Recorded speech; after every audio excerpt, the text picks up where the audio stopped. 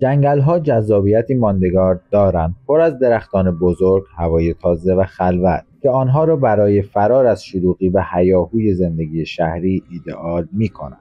با این حال همه جنگل‌ها پناهگاه‌های آرامش نیستند. برخی از آنها در رمز و رازهای خرافات پوشیده شدند و به شوم، تاریک و حتی مرگبار بودن شهرت دارند. در این ویدیو 5 جنگل ترسناک که احتمالاً باید از آنها دوری کنید رو با هم دیگه بررسی می‌کنیم. پس با من همراه باشید. عارف اشویی هستم، به کانال من خوش اومدید. با هم دیگه میریم بررسی کنیم این 5 تا جنگل رو. لایک و ساب فراموش نشه.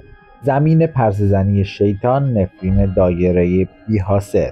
در اعماق جنگل‌های کاج شهرستان چاتهام، کارولینای شمالی، دایره‌ای مرموز به عرض 15 فوت وجود دارد که در آن هیچ گونه گیاهی رشد نکرده است و به عنوان زمین پرسه‌زنی شیطان شناخته می‌شود. بیش از 120 سال است که مردم محلی داستان‌هایی در مورد این مکان شوم زمزمه می‌کنند. با وجود اینکه این منطقه توسط جنگل‌های انبوه احاطه شده است، هیچ درخت، گل یا پوشش گیاهی در این دایره رشد نمی‌کنند. حتی گیاهان پیوندی نیز پژمرده می‌شوند و می‌میرند. به نظر میرسد حیوانات حاله شوم دایره را حس می‌کنند. سگ‌ها دم خود را جمع می‌کنند و زوزه می‌کشند. گویی تحت تهدیدی مرموز قرار گرفتند. افسانه‌های محلی حاکی از آن است که هر شیئی که درون دایره قرار می‌گیرد صرف نظر از اندازه آن به طرز مرموزی تا سپید دم به بیرون پرتاب می‌شود. مردان شجاع و پیشاهنگانی که سعی در اردو زدن در درون دایره داشتند اتفاقات عجیبی را گزارش کردند که تمایل به صحبت در مورد آن ندارند. برخی صداهای آرام و ملودی‌هایی را شنیدند که آنها را به خواب برده، اما در بیرون دایره بیدار شدند. افسانه محلی این پدیده مرموز را به خود شیطان نسبت می‌دهد که ظاهراً شب‌ها در درون دایره قدم می‌زند و زمین را با سم‌هایش می‌سوزاند. دانشمندان این منطقه عجیب غریب را بررسی کردند، اما همچنان گیج شدند و هیچ توضیحی برای بی‌حاصلی مداوم آن ارائه نمی‌دهند. محققان ماوراطبیعی اغلب از آنجا بازدید می‌کنند، در حالی که مردم محلی عاقلانه فاصله خود را حفظ می‌کنند، اگرچه نوجوانان گاهی اوقات به این نقطه بدنام قدم می‌گذارند. در اکتبر 2016 جیمز رنکین هنگام پیاده‌روی در پارک شهرستان جکسون برکلی هاندینگتون در نیویورک به طور اتفاقی با منظره وحشتناک روبرو شد. پوسترهای چاپ شده افراد گم شده که در پوشش‌های پلاستیکی قرار داده شده بودند تقریباً 25 درخت را در بخشی از جنگل زینت داده بودند. رنکین شروع به ضبط این صحنه نگران کننده کرد که به سرعت در فضای مجازی پخش شد و بینندگان را به این سوال واداشت که چه کسی چنین زیارتگاهی را در اعماق جنگل ایجاد کردند. رنکین با پلیس تماس گرفت و پلیس تحقیقات را انجام داد و پوسترها را به تزیین جشن هالووین که توسط صاحب ملک در نزدیکی قرار داده شده بود نسبت داد. با این حال رنکین قانع نشد و استفاده از افراد گم شده واقعی را برای دکوراسیون بی‌مزه و بی‌احساسی می‌دانست. پوسترها به نظر فرسوده می‌آمدند و نشان می‌داد که مدتی است که وجود داشتند. با وجود نظریه‌های مختلف از جمله احتمال صحنه فیلم یا شوخی، راز پیرامون این زیارتگاه وهم‌آور همچنان حل نشده است. پاین بارنز در نیوجرسی یکی از جن‌زده‌ترین جنگل‌های آمریکای شمالی محسوب می‌شود که دلیل اصلی آن افسانه شیطان جرسی و مشاهدات متعدد ارواح است. داستان شیطان جرسی به دهه 1700 میلادی برمیگردد، زمانی که گفته می‌شود جین لید 13مین فرزند خود را نفرین کرد که به موجودی بالدار تبدیل شد. شاهدان عینی از سال 1901 این موجود را عجیب و غریب توصیف می‌کنند که صدایی غیرطبیعی از خود ساطع می‌کرد. یک کشاورز که در سال 1925 آنی را که به مرغ‌هایش حمله می‌کرد شلیک کرد، اما هیچ کس نتوانست آن را شناسایی کند. مشاهدات همچنان ادامه دارند و کاوشگران و اردوزنان اغلب از برخورد با حیوانات ناشناس خبر می‌دهند.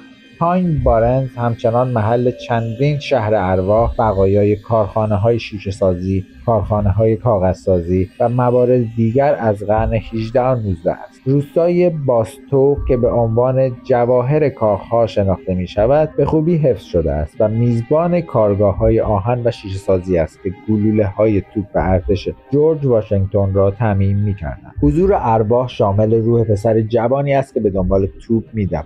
یک برده سابق به نام جیمز استیل و موجودات دیگری مانند یک زن بور و یک سگ سیاه و یک روح بی سر دیده میشد. تاثیر برادران گریم در کنار رودخانه راین در آلمان جنگل سیاه قرار دارد که به خاطر سایبان انبوه درختانش که نور خورشید را مسدود می‌کنند و فضایی وهم آور به یاد آور جنگل‌های تاریک در افسانه‌های برادران گریم ایجاد می‌کنند. این جنگل محل داستان‌های ماوراطبیعی بسیاری است. جنگل سیاه داستان‌هایی از حوریان خفاش ساکن دریاچه مامال دارد که از پرتاب سنگ‌ها خشمگین می‌شوند و یک سوارکار بی‌سر که سالانه ظاهر می‌شود. طبق گزارش‌ها قلعه هبنبورگ دارای بانوان جذابی است که فقط در شب قابل مشاهده هستند. همچنین افسانه‌هایی در مورد یک پادشاه ارواح وجود دارد که دختران جوان ساده‌لوح را می‌ربایند. داستان‌های زیادی از گرگینه‌ها، جادوگران و حتی مشاهده بشقاب پرنده‌ها وجود دارد که این جنگل را به مکانی جذاب برای متخصصان ماوراطبیعی و گردشگران ماجراجو تبدیل کرده است. بزرگراه بین ایالتی 85 قبرستان پنهان.